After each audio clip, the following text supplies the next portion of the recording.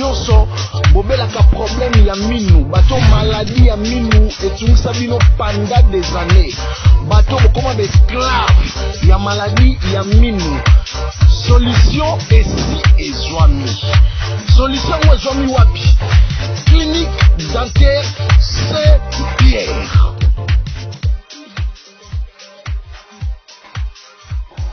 Le docteur Harry Luciano Mwende, chirurgien dentiste congolais vivant en RDC. Je vous présente la clinique dentaire Saint-Pierre. Nous sommes situés au niveau au croisement des avenues Muleri et Goma numéro 5 dans la commune de Lingoual, en face de la Jean Roman, juste au sein de l'immeuble Albertus Way.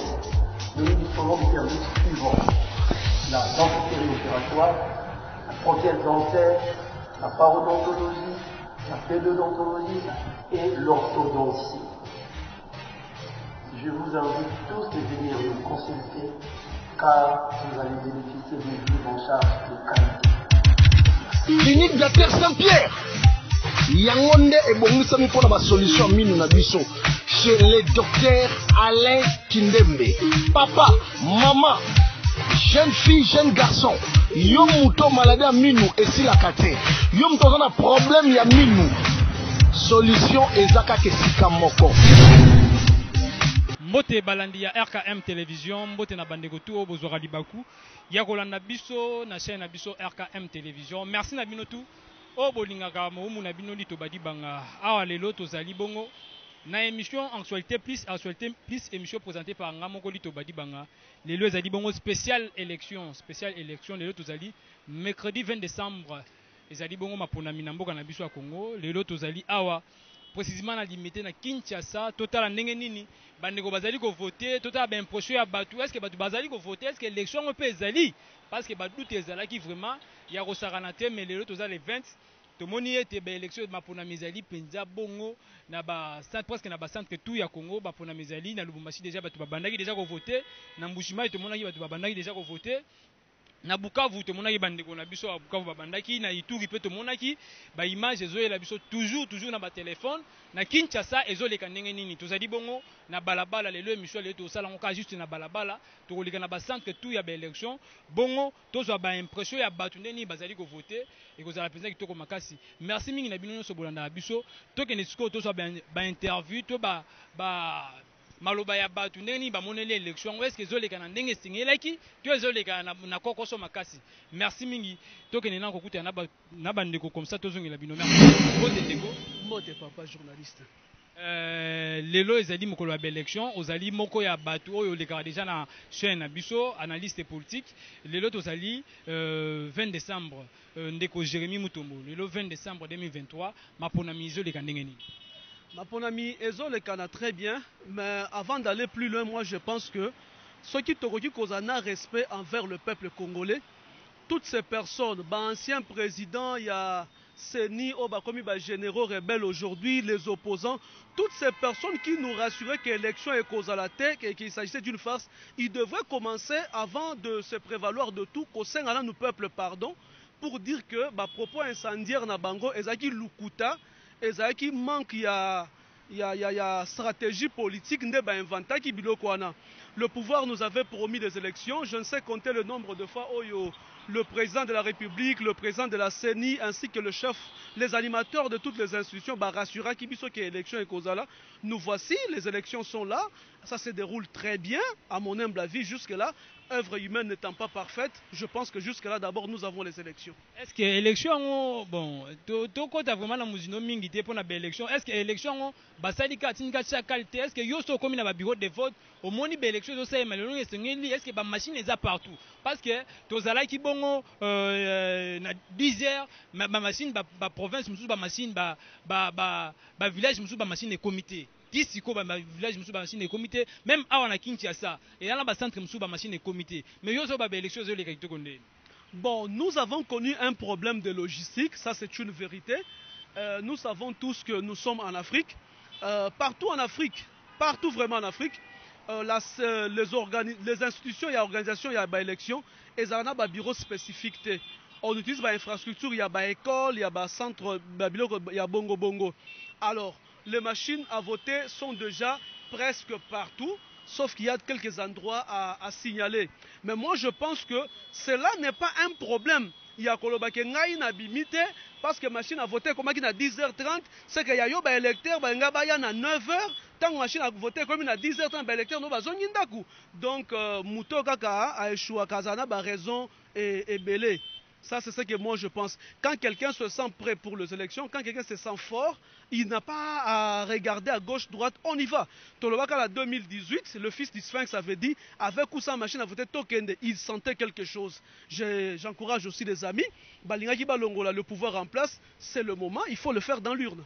Ok, différence ni les élections et les cas Kalana Oyo, parce que Tolo Batole la cas élection, différence ni les élections à Kalana Oyo. Élection Oyo, na élection à Kala, la différence d'abord c'est l'inclusivité. Aujourd'hui, nous avons deux candidats Oyo. Si on en tenait à la rigueur de la loi, ils ne devaient pas participer à un scrutin Oyo. Mais quand vous vous rappelez par exemple en 2018, il y avait Bemba Jean-Pierre qui avait postulé, qui avait été exclu. Paix à son âme, le vieux Antoine Gizeng avait été exclu. Moïse Katumbi, Bachele Bachar de combat, on dirait Osama Ben Laden a commis la frontière à RDC. Mais ces élections ici, c'est vraiment qu'on sent que le pouvoir est entre les mains des démocrates. Tout le monde, Yaka Lakisa Makasinayo. Au nom du peuple congolais, c'est aujourd'hui le rendez-vous avec le peuple. Le peuple a bien pouvoir à voter. Mais sauf que le peuple a bien le pouvoir à voter. Au nom du peuple congolais, Oza Makasi Lakisa on a urne lelo. C'est le moment, c'est un peu ça. Ba chance au pesa na ba candidat nini na ba patuza ba candidat belé opposition Bazali Moïse Katumbi numéro 3 Denis Mukwege 15 Martin Fayulu Azali et puis Ndeko Félix Tshisekedi Ouaza président sortant. D'accord, lorsque vous regardez, la plupart des fois en Afrique, les présidents sortants sont moins populaires. Parce que souvent, c'est de présidents qui il a un certain bilan mitigé. Mais quand vous regardez un président sortant, populaire, Netinenge Félix Tshisekedi partout il est passé, on l'a vu hier, moi j'étais en ville, je l'ai vu aller inaugurer l'hôpital Mamaemo, je vis comment est-ce que Batoubazo s'est fait. Mais Olola qui est dans l'Issala. Bon, ce qui est vrai, c'est que je n'ai pas vu une organisation, il y a élection, Oyomutosali 100%.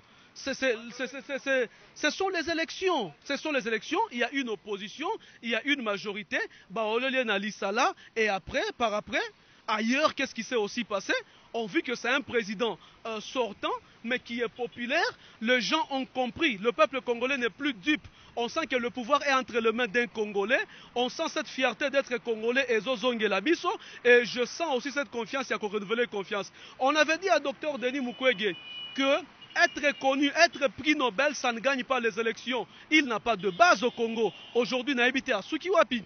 On avait dit à Moïse Katumbi, il ne fallait pas lui barrer la route comme en 2018. Aujourd'hui, qu'est-ce qu'on peut retenir des discours? Il y a campagne, il y a Moïse Katumbi. Banakini Bozaba Bogar, est-ce que moi, le mobile, il y a donne-nous du concret.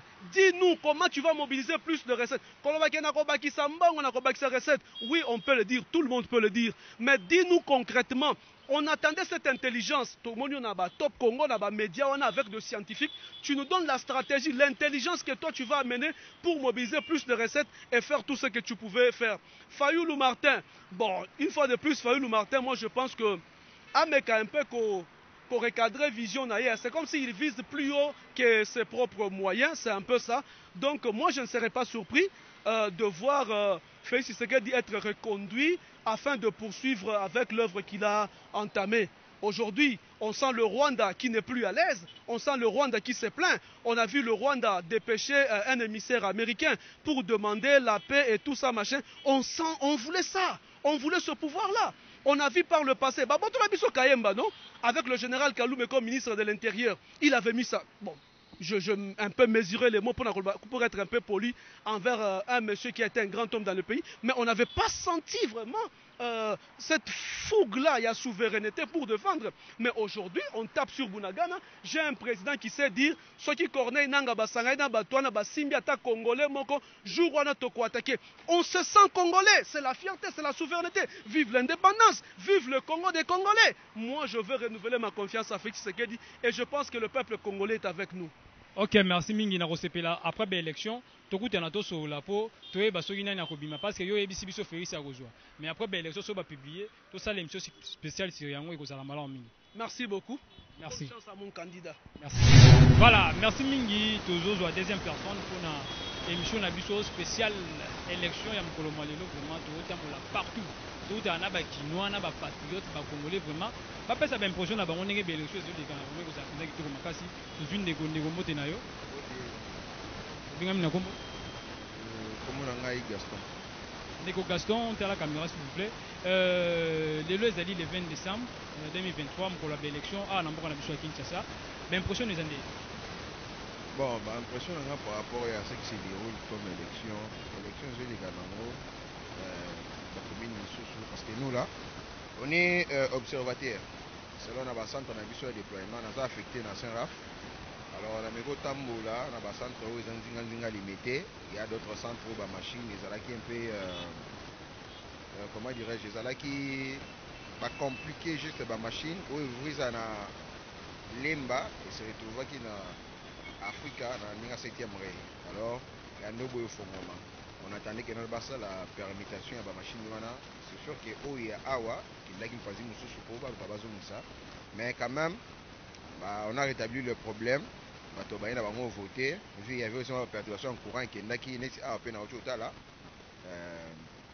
ils avaient problème de courant mais ils ont bazo réanimer machine pour bato ba continuer comme ça na bango et puis nazo songa na place na ngai naza affecté pour continuer na msa na ngai. Différence nini eza entre ba élection on a ba élection elika. Bon ba élection elika na oyo ya mbala oyo bon.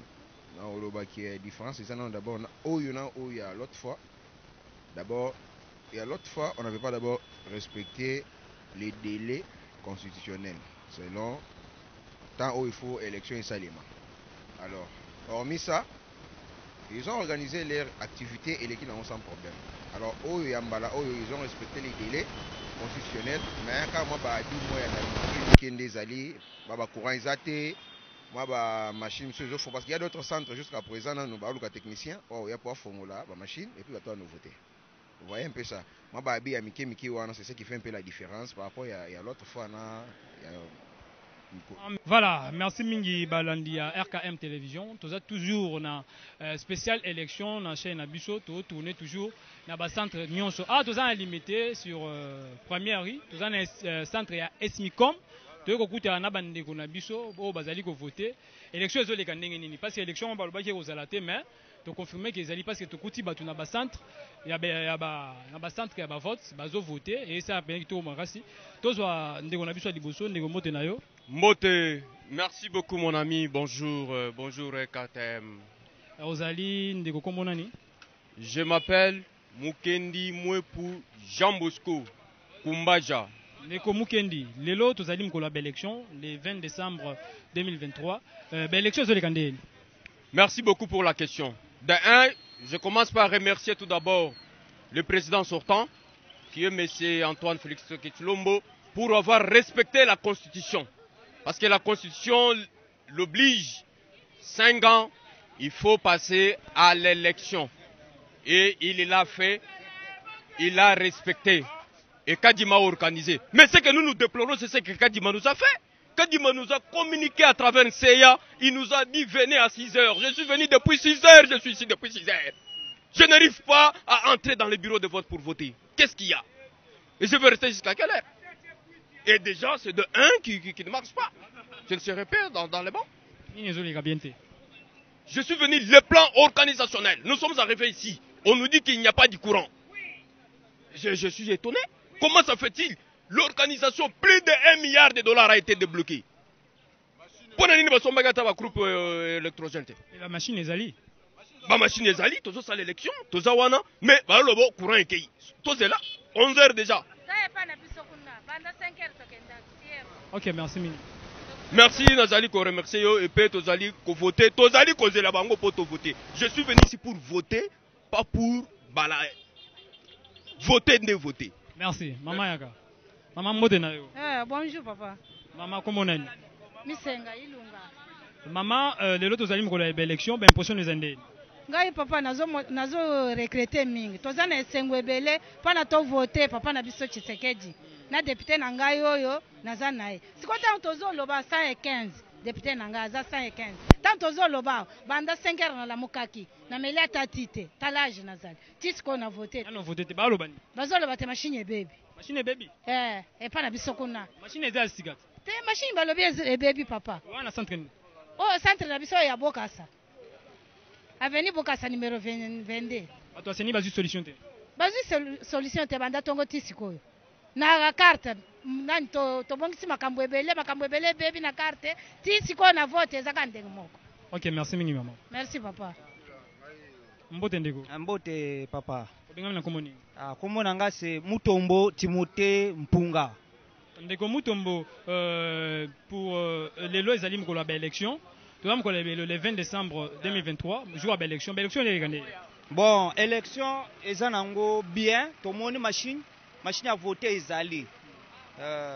Babandaki ko voter déjà, mais malheureusement courant ekei. Depuis toyaki à 5 heures du matin, ti sikoyo ata machine moko ba démarrer te, ata mutu moko a voter te, raison na bango courant ezate. Courant ezate, comment fait-il? Il y a des groupes électrogènes déjà par-ci par-là, ba ko louer ba groupe électrogène, mais ti sikoyo moni bato nyonso bafandi bato nyonso baza fatigué, tofandi boye toyaki poto voter mais bato bakomi découragé.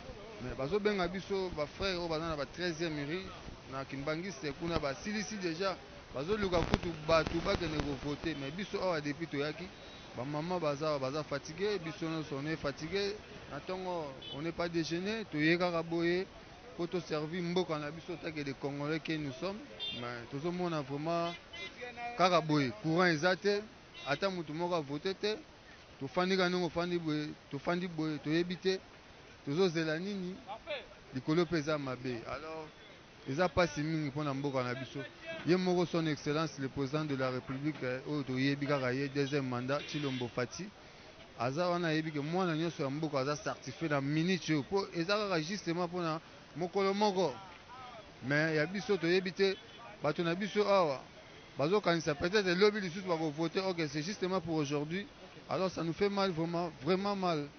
Ok, merci. Merci vraiment beaucoup. Merci Nabino. Merci na chaîne Nabiso. Merci beaucoup. Merci. Ba élection tondima yite ke ekozala mais tomoni ke eza nango. Siko eza na surprise mo tozo ka moi depuis 6 heures to ya. Tala ndeti limete mo mbabaza ba na courant te. Eza ba machine mo boya ba charge. Mais courant eza te batu ba voter mukie banda tongo to ya kiti sikoyo. Nanu to voter te. Nanu to voter te. Non, limité mon makuru ezate. Bon, en tout cas vraiment limité grande partie à limité yango na ba centre mingi to tamboli to mona biso courant te yango to yo telema wana esmiko pour que seni ba lobini bato seni ba babini ba louer groupe te.